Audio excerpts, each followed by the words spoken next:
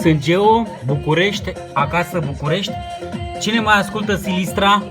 100 de kilometri sud-est. Exact. Silistra este Energy. Ca local la București, la mine acasă. E 9 seara. Hai să-l auzim puțin. E stabil, atenție, e stabil stereo pe Narrow. Și uite tunerul.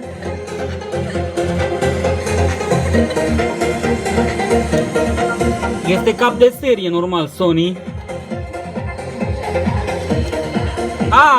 E în 40 de decibel, normal. Este ca local la mine Silistra. Ca la Zvârtosul, da. Daniel, al meu.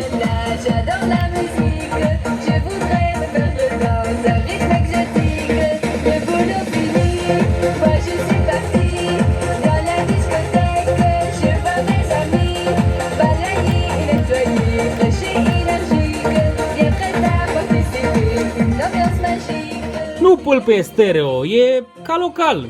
V-am mai zis. Orice pe 100 de kilometri Geo ascultă la București. La a patra casă.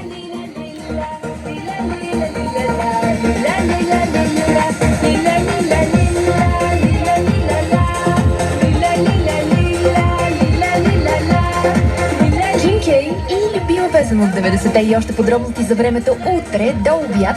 На места в низините и равнините ще има мъгла, а през деня над източна България ще има и увеличение на облачността, но валеж е малко вероятен. Максималните температури ще бъдат в доста широки граници от 7 до 17 градуса. Energy. Любимите ти песни. От 90-те до днес.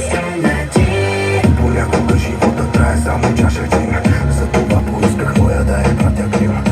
By the music, da, by the music. Mă dau la ce vreau. Ai Geo.